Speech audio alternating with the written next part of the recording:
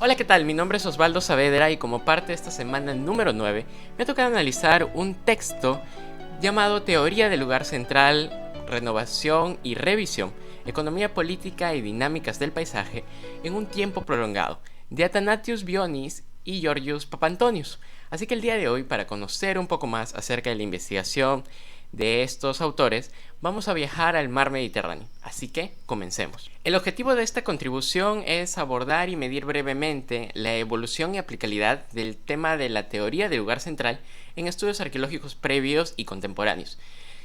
Por lo tanto, para esto uno necesita repensar y reevaluar la teoría del lugar central a la luz de desarrollos contemporáneos en la arqueología del paisaje, reuniendo lugares centrales y paisajes no centrales.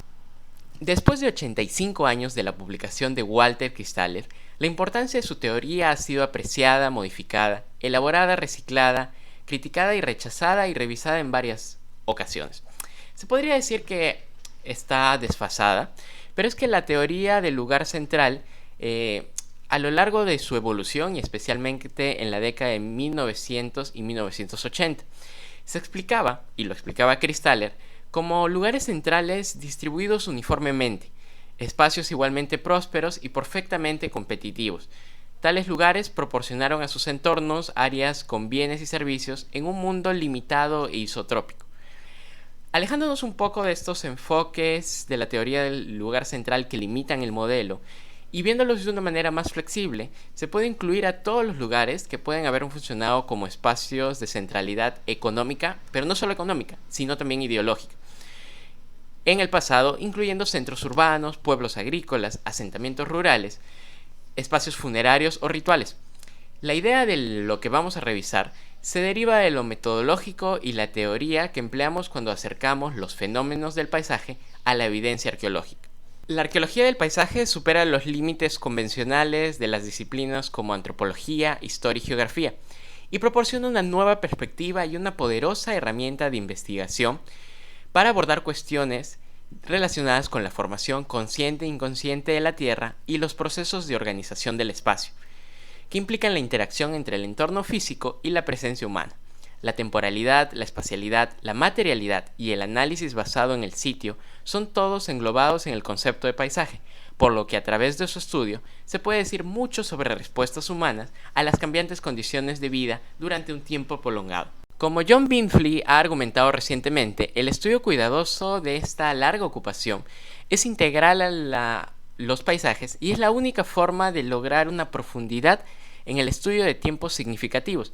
Aquí el concepto de Sitt-Schlusskammer es fundamental, ya que nos habla de espacios como grandes áreas de tierra con límites naturales y recursos deseables que sostienen a sus comunidades nucleadas y que permanecen ocupadas durante casi todos los periodos.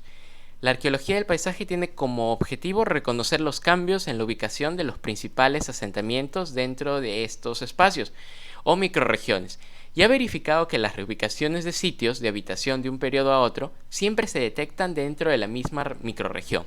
Ya en la década de 1990, Binfley discutió el caso de estudio en el Valle de las Musas en el oeste de Beocia, un asentamiento fértil rodeado por montañas en 3 lados, donde solo una única comunidad nucleada se ubicó entre la Edad de Bronce y el periodo otomano tardío. El asentamiento de Askra estuvo ubicado en el fondo del valle hasta principios del siglo XIII, o sea, estamos hablando de una larga ocupación, cuando fue transferido 500 metros al este bajo el mando de un señor feudal y luego nuevamente en el siglo XVII, en su ubicación actual en el borde del este del valle, luego de la división de aldeas en servidumbre debido a la crisis de la economía otomana. En el contexto de la geografía histórica y la investigación sobre asentamientos, la teoría del lugar central de Christaller permanece orientada a 2 puntos importantes. Primero, la aplicación económica espacial en el sentido de menor esfuerzo para maximizar el beneficio, y B, el análisis de la jerarquía de asentamiento y la estructura de patrones de asentamiento. Ahora, hay un ejemplo interesante desarrollado por Ernst Kirsten sobre las polis griegas, donde para la década de los 70 se está introduciendo la técnica de análisis de la cuenca de sitio en el mundo arqueológico, tomada de la geografía. Este método de construcción emplea lo conocido como polígonos de Thyssen para representar las áreas de captación, dominadas por diferentes lugares centrales, dibujando límites en ángulos rectos para dar una serie de polígonos. Es ahí de donde viene la palabra polígono de Thyssen. El problema del método es que está operando en un espacio sin tener en cuenta parámetros topográficos, evidencias arqueológicas y textuales, mientras que el concepto de jerarquía o dominio político expresado por la territorialidad está predeterminado partiendo de límites espaciales y políticos que se definen. Entonces hay que tener en cuenta que los polígonos de Thyssen solían ser una herramienta ampliamente utilizada de análisis para ubicación para presentar gráficamente las áreas de captación de sitios en geografía y arqueología en un espacio sin características, sobre la base de reglas basadas en la distancia euclidiana y la gravedad. Sin embargo, tal como lo vimos en el video anterior, las herramientas contemporáneas dentro de los sistemas de información geográfica, los SIG, como las superficies de costo, los análisis de visibilidad, se proporcionan como métodos alternativos que tienen en cuenta la topografía del terreno, el tiempo y la energía invertida, combinados con el estudio de conjuntos de datos arqueológicos detallados y otros conocimientos cognitivos. Se define bastante bien lo que vendría a ser un análisis de arqueología del paisaje. Numerosos ejemplos de análisis de arqueología del paisaje y jerarquía de sitios existen.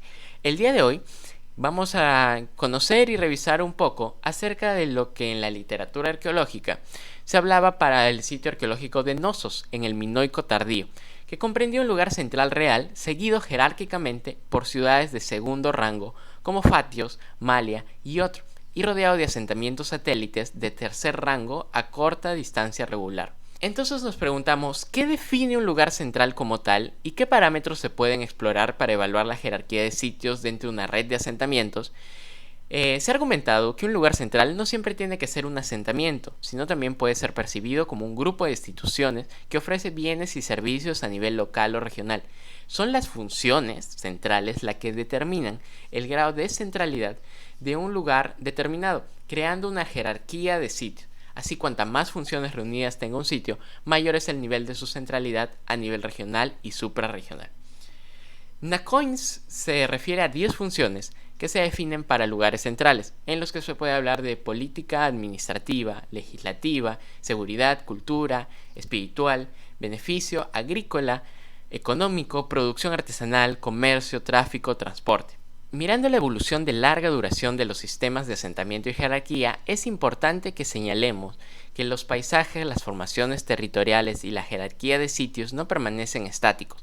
Factores históricos, ambientales, sociales y de otro tipo pueden alterar el orden jerárquico de una red de ubicaciones especiales de un periodo de tiempo largo. La centralidad se puede medir no solo por la cantidad de bienes y servicios, sino también por la interacción. Es así que tenemos otro concepto importante, que es el de Meyers, el de modelo de red, que fue consecuentemente elaborado como teoría del flujo central.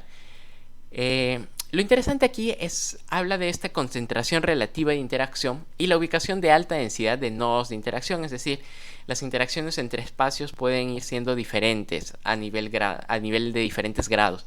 Mientras que la teoría del lugar central está relacionada con jerarquías, la teoría del flujo central se define como un entrelazamiento de redes, a través de lo cual se puede identificar espacios de interacción. A decir verdad, aunque esto se crea que son enfoques teóricos opuestos, deberían ser en realidad complementarios, a través de los estudios del lugar central y la de la interacción de flujos de redes. Otro punto importante que no debemos olvidarnos de agregar a los estudios es el tema de paisajes sagrados. Y es que los autores nos hablan y nos definen muchas de las características de este tipo de estudios y cómo es que su inclusión dentro del análisis de paisajes hoy en día es fundamental. Y es que son una forma de expresión de poder e ideología que también forma los asentamientos. ¿Por qué el estudio del paisaje sagrado es tan importante? Y es que de alguna forma el concepto de memoria que está incluido dentro de este análisis es crucial en el proceso de socialización de un paisaje determinado y de naturalización cultural. Es creado por el movimiento repetido del cuerpo a lo largo de un paisaje. Las interacciones sociales humanas crean una suerte de memoria que va a verse reflejado en un proceso intensamente importante de percibir, experimentar y recordar el mundo. A manera de conclusión, podríamos decir que es importante que repensemos y reevaluemos todos estos desarrollos contemporáneos de arqueología del pensamiento y arqueología del paisaje, y entendamos que esto es mucho más dinámico y más importante que simplemente desarrollos estáticos a lo largo del tiempo.